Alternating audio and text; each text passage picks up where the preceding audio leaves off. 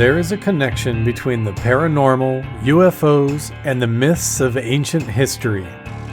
The clues are scattered across the landscape from a forbidden past, maybe even in your own backyard. There is a connection between the true nature of our reality, consciousness, and the unexplained. I'm Carl the Crusher. Let's explore the unknown. Welcome back, Crusher crew.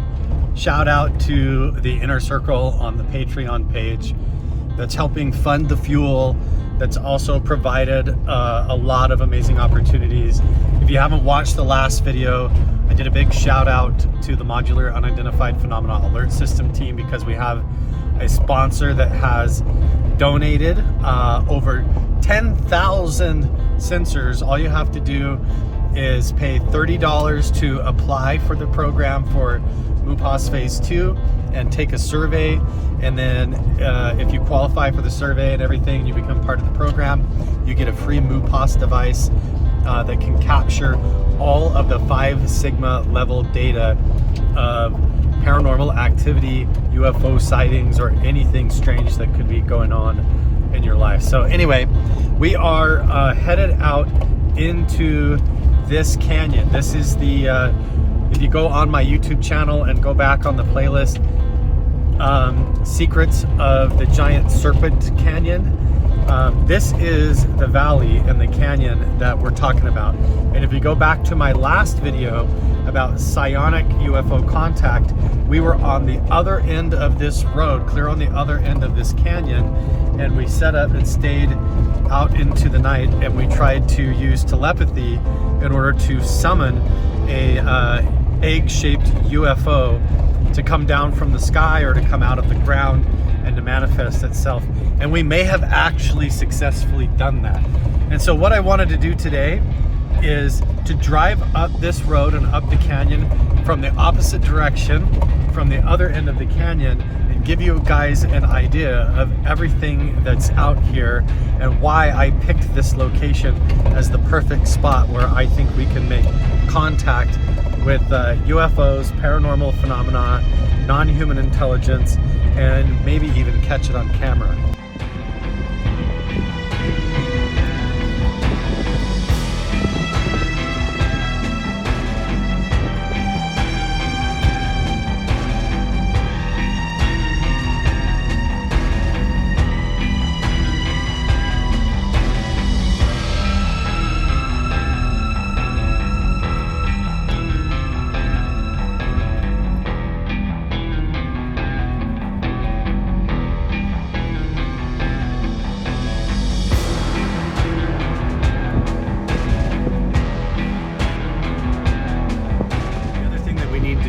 Is the end of our last video after we filmed what could have been a weird egg-shaped UFO that was on the ground, or maybe came out of the ground. It at least vanished or phased into the ground, like they talk about these transmedium UAP or UFOs seem to do. This is all stuff that has been talked about by Jake Barber and his entire team of Delta Force, Green Beret operators, and even nuclear commanders saying that this stuff is real. And so there are a group of them one night are looking up in the sky, and this unidentified flying object, this UFO, is doing figure eights, right? And it keeps doing them and doing them. And so they stand there and they're watching this, and then it deviates dramatically and it shoots off at low altitude right into the mountain itself. But there's no explosion. It's just gone. So the guys get together the next day, the next morning, they hike up there to the mountain, and they're looking for debris. They're looking for burnt shrub, anything, trees, whatever. They find nothing, absolutely nothing. And that's similar to the story off the Skinwalker Ranch. There's a highway, and there's a mountain that they had to cut in order to continue the highway. And it's not at that location, it might only be 75, 80 feet in height, something like that, 7 or 8 stories high. And we talked to somebody that said they had seen it, a craft, go right into that mountain and disappear. So you know what Louis Elizondo has described as the 5 observables. Yes. Instantaneous speed, incredible hypersonic speeds, transmedium travel, water to air, air to water, positive lift, some kind of propulsion system that isn't explained by conventional systems, and stealth. So you were seeing objects that complied with those weird observables. Yes. And at that time, you would also see things when you talk about the, the transmedium. So one of those that would raise your eyebrow is more of the transmedium characteristics, because things would come from the ground, like from the earth, from a ridge, from a mountain, or it could pass through. So they'd come out of a ridge. Out of a ridge, yeah. Now that is clearly technology that is certainly not known. Now again, that is the visual understanding of what you're seeing. And was that human technology? You just don't know. I just don't know. That there is these UFOs or UAP that phase out of the ground and appear out of thin air. They come right out of the mesa or out of the mountain. This is stuff that's been witnessed at Skinwalker Ranch, and I've witnessed and filmed this many times on this YouTube channel from different distances, but obviously it's always been kind of at a distance. I've had some really up close encounters, but the equipment, the camera doesn't always necessarily do it justice. So what I want to do is find that road that where we saw that light appear. We need to follow that trail out there if we can. I mean, there is rain clouds and stuff, and hopefully it's not all wet or muddy, but we're gonna try to get back there and see if there's actually a campsite, if there is a vehicle that was parked over there, maybe they're still there, or we can check it out. Maybe there's actually ancient artifacts or petroglyphs or something that could be a little bit more like on the nose for what we're trying to do. One of the first places that we're going to stop up here that I'm going to show you is actually an old fortress. And next to this fortress and up the canyon is a whole bunch of ancient petroglyphs, and then even a big pictograph of this big red figure with horns, and it has all these astronomical charts and everything. And it's an ancient canyon where when I've gone up there before, I've had people tell me, do not go up there, it's not safe, you should stay out of there. But I've done it anyways. Also, if you have not listened to the latest Joe Rogan podcast, he had Jacques Valle on there, which was hugely validating. Jacques Valle is one of these characters that's been right at the center of this for the longest time, working in the background of Plot Project Blue Book with J. Allen Hynek, and then also with Bass with Bigelow at Skinwalker Ranch. He talks about Skinwalker Ranch. He talks about how he was involved at the Stanford Research Institute psychic spy program, and then he goes into all this detail about all the instances of these major UFO cases that were egg-shaped, where these eggs that were like the size of my truck came down and landed or crashed, and sometimes people went inside of them. There was entities that got out and communicated with them, and this is a historical thing that has been going on for a long time. There's also a bunch of depictions of egg-shaped crafts. Yes. This is very common as well, right? Yes. And the couple that you had in one of your books from, was it the mining people from, was it California or was it Nevada? I wrote a book with Paola Harris called Trinity, about an egg-shaped object that happened in 1945 near White Sands. That now we have reinvestigated it. The first book was criticized, and appropriately, by someone who said I hadn't gone to enough of the written records. Well, now we've done that, so we've republished the book. It's called Trinity, and it covers 3 cases. In all 3 cases, the object is egg-shaped, the size of a medium-sized truck. Okay, it would fit in this room. It would be about the size of this room. Then there is a case in Socorro, and there is a case in Valençol.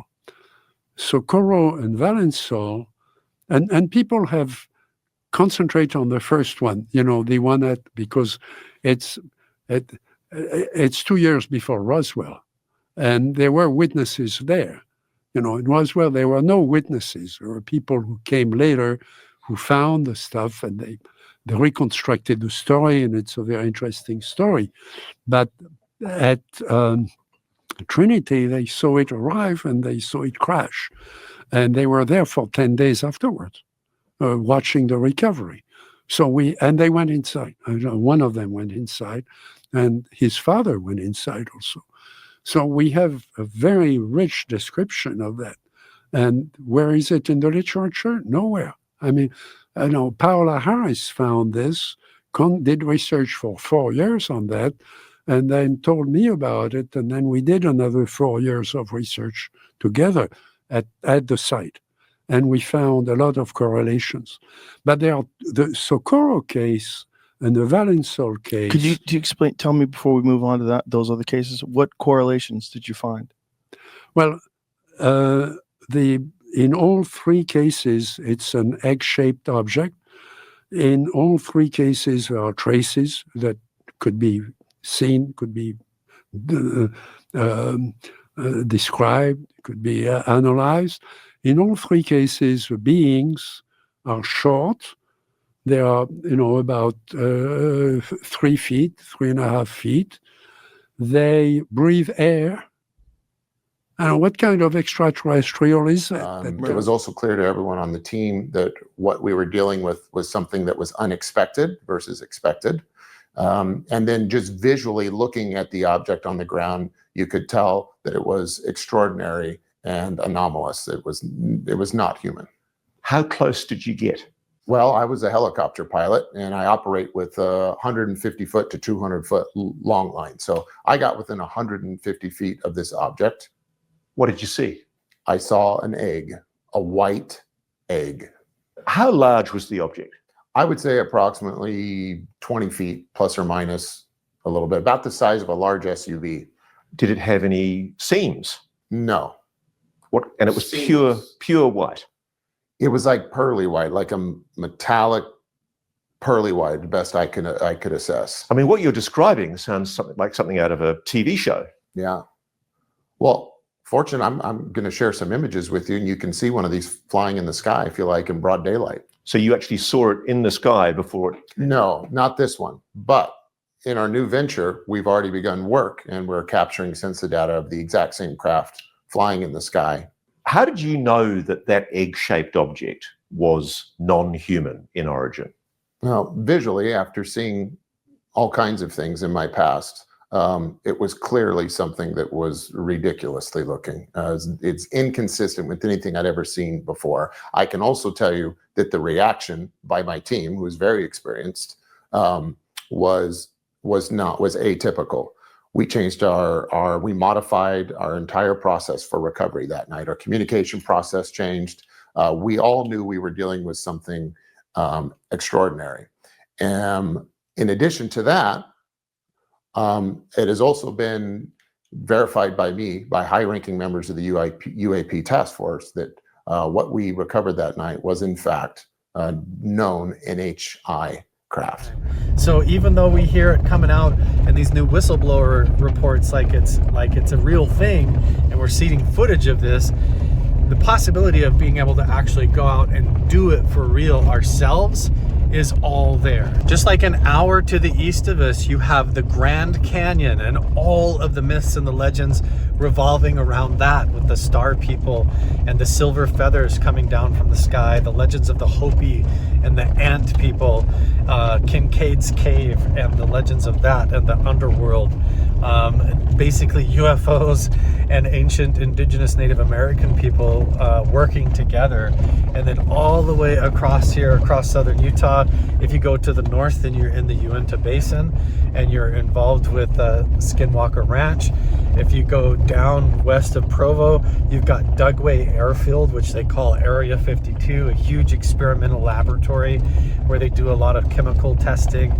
And they say that they also do testing on biologics. I'm not sure is that the road? Did I just miss the turn? That might be the road. I think I just missed it. Well, this is something that you don't want to see when you're out hiking around in a valley like this. If you're sensitive to seeing things that are a little bit gruesome or carcasses, dead animals, you might want to look away for the next little bit. I was hiking along here and I noticed this colorful bluebird sitting right there that was like hopping around in the bushes, and then there was these two big ravens, and so I was like, what are those ravens doing? So I hiked up through here through the trail, and then there's this dead cow carcass. Now this kind of looks like it could have got hit by a truck or something, maybe, the way that it's kind of smashed down, but honestly I have no idea if this has any kind of signs of a animal mutilation. It looks all turned inside out. The whole bottom half is definitely missing from coyotes. It's not a pretty sight, and it looks like I don't know, a little bit of a juvenile calf. But yeah, everything missing, all gutted out. Could have got hit by a truck or something, because there is vehicle tracks running through here, but pretty gnarly. This is usually a really stupid idea to do when you have rain, thunderstorms and stuff. It seems like you're in the dry desert, but one of the main things that actually kills people when they go hiking in this area around Zion National Park, the Grand Canyon, and the desert Southwest is actually monsoon floods and flash flooding. So you might have a rainstorm that's like clear up above you in the canyons, but then where you're hiking down below, suddenly all of that water channels down and comes out like a giant fire hose, and you can get caught in it, and it's very dangerous. But even more than that as well is if it starts raining up ahead of us in the canyon, then this dirt road can turn into just like a slick clay that just gets stuck to your tires and your wheel wells, and you will completely get stuck and not be able to get out. So it can be a little bit risky to go exploring all of this, but we made it to our first stop. Just for reference, in our last video where we sat and did the meditation to try and summon the UFO, we were clear over there, basically at the base of the mesa, kind of around the bottom of that area over there. And so we were parked. You see these vehicles right there, they're probably riding motorcycles. We were clear back past them, and what we saw was down on the ground over there, clear over against that mesa. So where we are is clear over on the far end of that, on the opposite end of this canyon.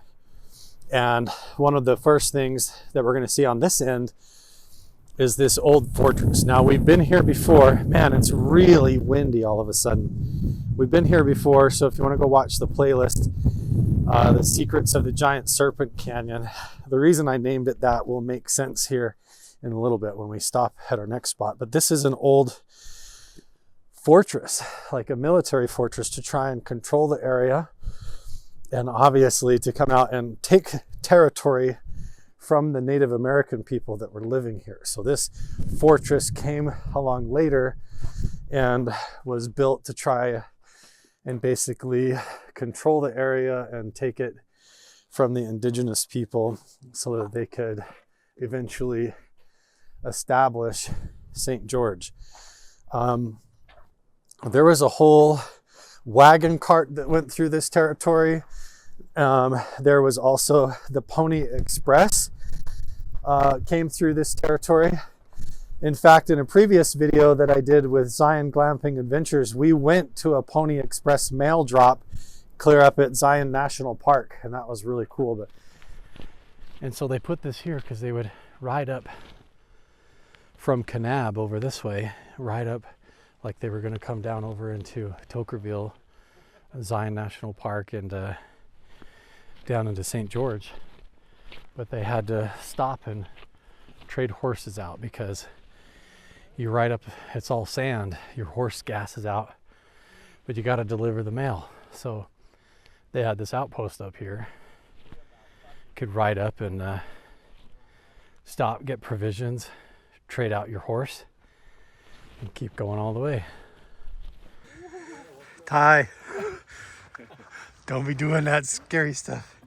That was not intentional, brother. Yeah, that would be.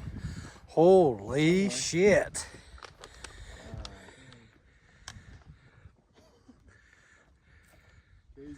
Wow. So they would drop the mail from here over? So they'd have a guy waiting at the bottom. They'd stop their horse right there. And they'd drop the rope down, they'd take the mail, and then they put theirs on, they pull it back up, then head back. They literally were using a rope to drop the mail for That's the pony. why they call it the mail drop. Off of this. Yeah. Where all the Indian squads brought warriors. Holy And if you look at smokes. the rocks, there's certain spots that have grooves in them from dragging the ropes up and down. Yeah. No way, there's markings? Where? Oh yeah, rope pull marks. Wow. Right there, you can see. Can you imagine being stationed in this fortress and having to sit here in the dark all night with the wind blowing through these cracks in the rocks with your rifle? Like, pretty crazy.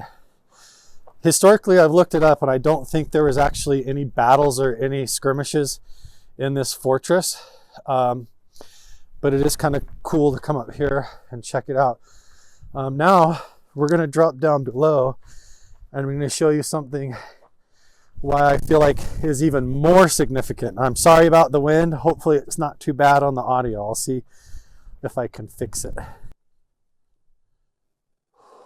It just got really calm. The wind quieted down.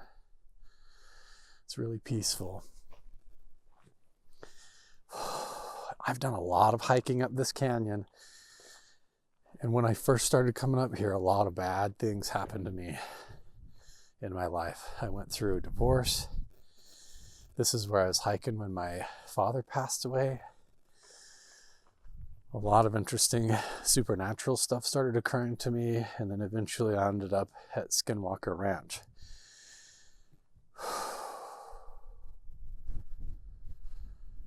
And not only that, there's petroglyph carvings of an entity here up this canyon that I have found over at another spot called Magic Mesa.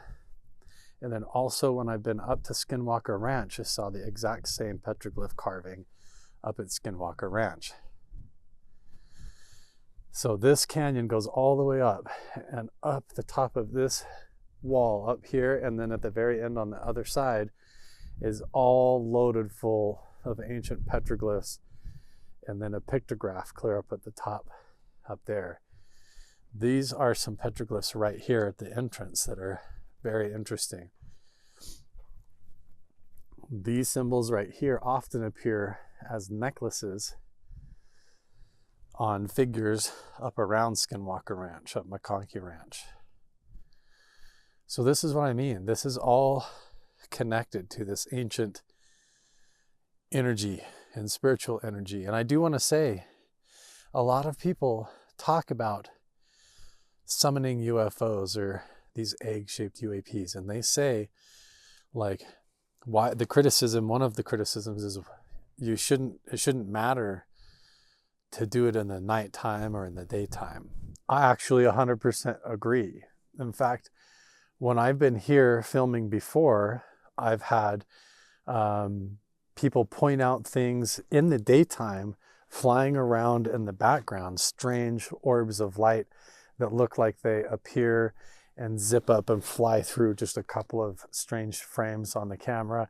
And I go back and look at it and I'm like, man, I can't tell if it's lens flare or what it is. But a lot of people have pointed that out. In fact, Roger Colty of the Re-Indigenizing Minds Project has pointed that out in this video before, and that there's a lot of interesting stuff here. So let's take a look at these petroglyphs so that you have an idea that this is all the same valley and the same canyon where we're going to try to use this psionic method to summon egg-shaped UFOs or whatever we can to actually have physical contact. And I agree, it should not matter if it's in the daytime. It shouldn't matter. We should be able to sit here in the daytime, hike up this canyon, sit here and meditate and film a UFO. We should be able to film or summon, however you want to call it, this paranormal phenomena to even appear and interact with us in the daytime as an orb of light, or walking up on some kind of a craft that comes down, manifests, and appears. I think that we understand the formula of interaction in order to try and facilitate that contact. That's why we're here in the daytime. That's why I'm out here right now, and I don't care that it's cloudy. I don't care that the wind's blowing or that it might be a little bit rainy. A lot of people would be like, well, we got to wait till night. We got to go out at night vision. But you know, you guys are right. There's a lot of confusion with that, because then you see things that could totally be satellites. You see things that could be just campers or someone on a motorcycle. I agree. It shouldn't matter if it's in the daytime or at the nighttime. So we're not going to worry about that. We're going to be going out in the daytime just as much as we are at night. Don't you worry. And you can go clear back 4 years ago on this YouTube channel, especially 2-3 years ago, and you're going to see this whole adventure when I started exploring this mystery. It began right here up this canyon when I started exploring this, and I was doing meditations up here with a brass meditation bowl when I would set it by the petroglyphs, and some kind of weird energy was making the singing bowl, the meditation bowl, ring by itself. Okay, so enough talking, let's check out these petroglyphs. We have a lot of different things that we can do, so we're gonna save it for another video to come back and hike up this canyon, spend the day out here in the canyon, or maybe even overnight sitting up on the cliffside among the petroglyphs. We could even just sit here in the parking lot. My truck's literally just right there. So we could sit here and do CE5 and Gateway and do meditations to try and see what we can find. But with this kind of weather, it's really not that smart of an idea to go hiking clear up in this canyon and hiking up the cliffs. If I get caught in the rain, I'm not prepared for that today. So we're just gonna try and make it up through the canyon and show you all of the elements of the basic things that are here, the major things, I should say, the major things that are up here in this valley and in this canyon that we have to keep in mind every time we do this sort of field expedition. So this is just one rock of the petroglyphs here, and this goes on for miles like this with tons of symbols. And then down in the valley are these giant stones, and a lot of them look like dragon heads or giant snake heads down in the bottom of the valley, which is also really fascinating. We really don't have to go very far to get to the next spot. It's just right up here, and it's where this giant stone boulder pathway is that really does convincingly look like two giant serpents that died and then fossilized, like they were coiled up together, like they wrapped up together, and then this whole valley dried up in some kind of a drought, and then their bodies and their skeletons with their spinal columns all fossilized right there. I know it just looks like big rock piles, and then people go up and they put stones on it to make it look that way, but that's because that's really what it looks like. And I know a lot of you are into that, so we're gonna stop there and do that as well. It's really dumb to actually come out here and do this when it's so cloud covered and kind of sprinkling rain, because it's so muddy we could get caught trying to make it back But technically I should be able to take this whole road and go all the way over there to where we parked and did the CE5, the gateway meditation. We got to come up with our own name because the method that I use is our own. The crusher contact protocol, should we just call it that? CCP, crusher contact protocol. Anyway, but we should be able to make all the way up this dirt road back to that spot where we did the protocol in the last full video. So that'll be interesting. I've never done it before, and it is kind of dumb to try and do it in this weather, but I think we'll be okay. If we wait a long time into the summer and we start coming out here, it's just going to get hotter and hotter, right? So right here on the ground, all over the ground here, is this flaking. This is actual indigenous tool making, from them making arrowheads, different types of tools, addles, spears, and there's tons and tons of evidence of that all over the ground, all the way up this hillside here. And then there you have it. Again, we've filmed whole other video series where we've climbed all around this, and we can come back and further our investigation. We need to spend a whole day, and we'll devote a whole video to this spot where we search around it for more clues, or maybe we even spend an overnight here, because look at the view. That's where the canyon is with all the petroglyphs, and we could technically just park right here and do the investigation, right? But check this out. I'm not even gonna edit this video clip. We'll do it all in one take so you can see. Check it out. There's some motorcyclers riding through here. There's a lot of people that come up here and burn trash and garbage, and they just ride right through here and go up the road. But check this out. We got this giant head here. It looks like a dinosaur head or some kind of a big stone with the eye socket and the mouth. I know that it looks just like a stone, but it really does look strange. And then this whole body looks like it wraps back and goes back like a whole tail. And then watch this. If we walk around this way, here, I'll walk up closer here so you can get a good look at it. Right? And then people have just stacked rocks up here to make it look like the teeth.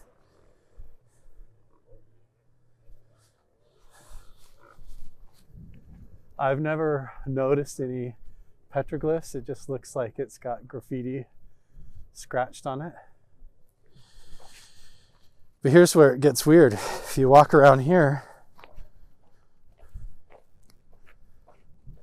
to the backside and look up here, this also looks like a giant serpent head.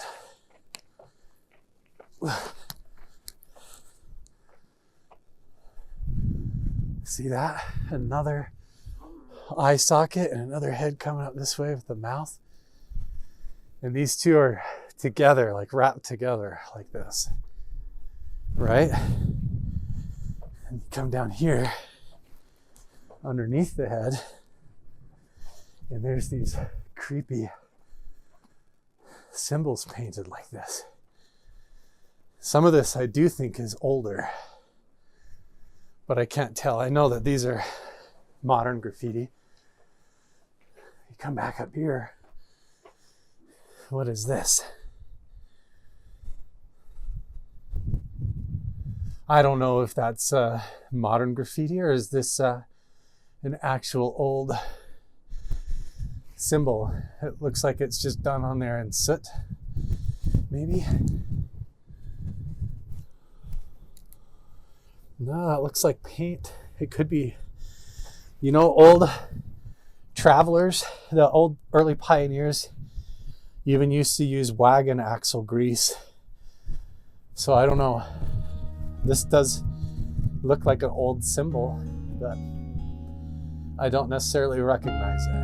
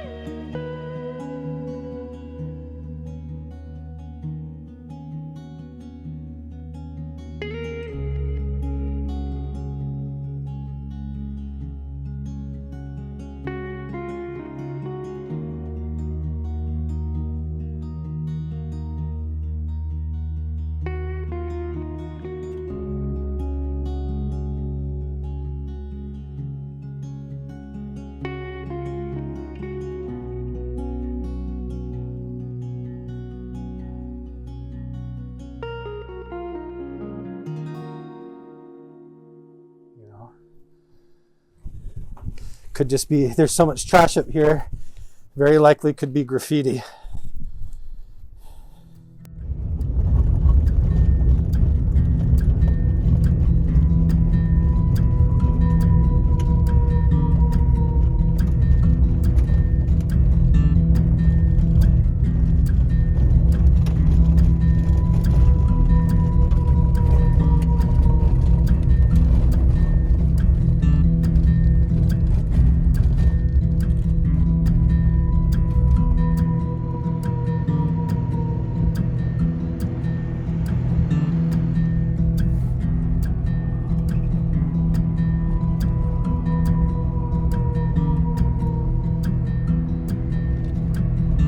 Everybody who is saying that it should not matter if it's in the daytime, again, I totally agree with you.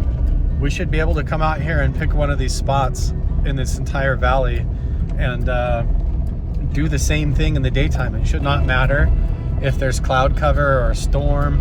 It shouldn't matter what the weather is, daytime or nighttime.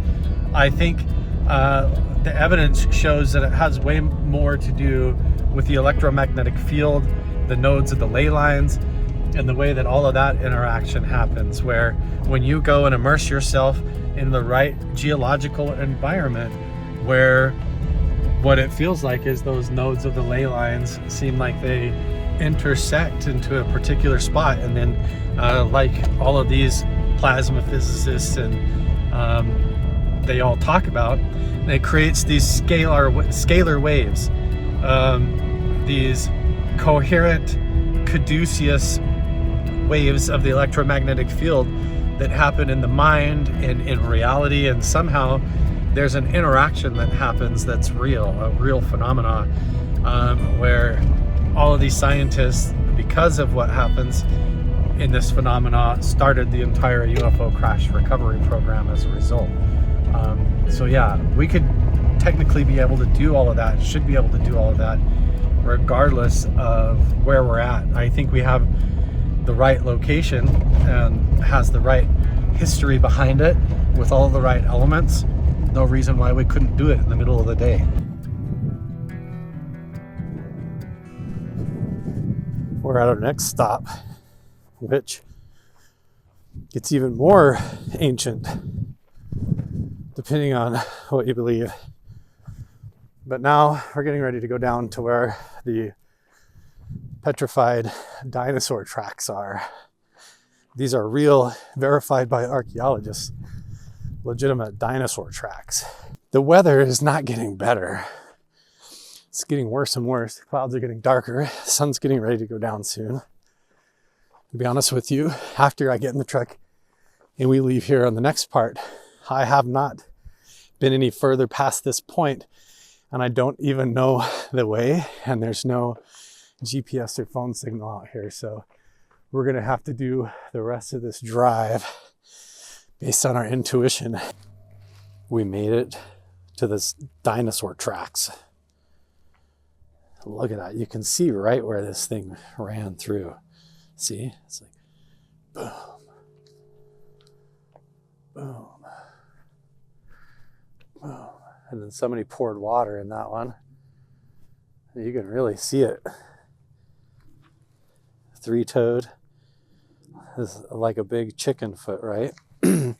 Just for perspective, here I'll go like this.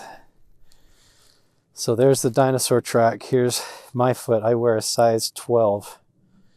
So that's at least a size 14 or 16, probably a size 16. See that? That's a real dinosaur track that they found out here. Boom. And then the next step is clear over here. Look, oh, probably 7 feet away, maybe 5 or 6 feet away. That's how big that stride is. Look at that. All right? Wow. Somebody swept that one out. This footprint's going the other way. That's a very deep one too, see? Crazy. This is all in the same valley as the stuff we've been looking at all day with the petroglyphs and everything. Crazy.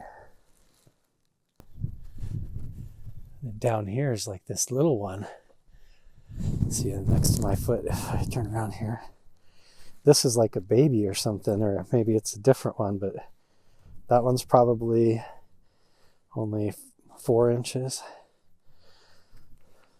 on that footprint. And there's the steps right there from there.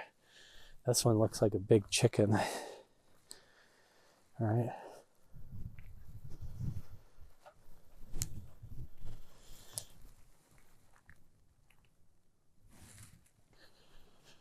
Now I want to show you all why I want to do more research where I hike clear down in this valley and spend entire days out here, because when you walk away from the main area where most people come and you look over here, look, there's more. Somebody poured water in these. They came down here and found them and poured water in them. Either that or they were full of rain from the last night's rain, but these look like somebody poured water in them. But you can see these are dinosaur tracks right there, farther down the wash, down the creek bed. So ancient dinosaurs running around down here. So it's very, very possible that we could devote a couple of days and come down here and hike further along this ridge line and find a ton more that's never been discovered. I honestly think that we're on more of like a UTV trail than we are a dirt road. But if we run into anything I don't think we can get past, we can figure out a way to turn around and go back. If it starts to get too whooped out or turns too much into a motocross track. But so far, my truck's doing okay. Just taking our time and making sure that we don't hit any muddy spots or any big potholes or big rocks. If we have to turn around and find a different trail, we will, if this isn't the right one. But, you know, it's always a risk when you go do this stuff by yourself. Well, I just did some serious driving. I put my truck in 4-wheel drive and I went up 3 different trails that totally turned into whooped out motocross trails with banked turns and like ledge drops into creek crossings and things that this truck just will not do. So I tried 3 different ways to get all the way through the valley from this direction. So now what I'm gonna do is, before it gets dark, I'm actually gonna turn around, go all the way back to the other end of the canyon on the main road so I can do it a lot quicker. And then we're gonna go around through the other entrance where we were in our last video, where we parked and did the whole contact protocol, the Crusher contact, Carl Crusher contact protocol. And we'll see how far we can go up before it gets dark, and we'll go back where the orb was, or whatever that object was that appeared to be like an egg that disappeared into the ground. If it was just like a car or UTV or motorcycle, we should go see if there's a camp spot right there before it gets dark. Make sure to subscribe and turn on notifications. If you haven't already, make sure and join the Patreon page and become a part of the inner circle if you want to get full credit and be part of the research and everything that we're doing along the way with all of this. It's going to be an awesome ride. We're just getting started. I created a whole new playlist just for this project here in this valley, and how we're going to try to make this like what you would call like a point of contact, or a place of contact, where I'm going to come here multiple times frequently and try to make it a spot that resonates with the phenomena, so that we can do this without any kind of a problem, without any interference, without any light pollution, and with all of these elements in making the perfect formula. And now that I've made all these attempts, I have 3 flat tires. Luckily, I have this little portable air pump that I bring with me. And I don't think I have a nail. I think just from trying to go through the ruts, I probably lost some air going over the bumps and all of that. But this tire, that one, and the other back one are all have a warning saying I got low tire pressure. I definitely don't feel any nails see anything. I think we just went over some bumps that must have set the sensors off, but they were definitely like 4 or 5 pounds pressure low. Now we're getting there. All 4 of my tires were between 5 to 10 pounds pressure too low. So I don't know. I'm glad I had that like hand pump in my truck with me, so I was able to just pull off on the side of the dirt road, check them all and fill them all up. But good thing I wasn't clear out by the dyno tracks when that happened, right? I am headed home for now, but we need to go back out with the night vision. We need to make sure that the thermal imager is running and then go back to our spot. Drive up there and see if we can go see if there's like an actual campsite or Petroglyphs ancient artifacts where we saw that egg-shaped light that appeared down in the valley. And then also I think that I can find a way through, all the way through to all of the parts of that valley, to the dinosaur tracks and everything from where we're going to be parking if I try from this other direction. I just didn't know which way I was going from this way, and all the low tire pressure warnings on my truck. I'm kind of like, I want to just get home, make sure I don't have any flat tires in the morning or any nails or anything like that, and we'll try again.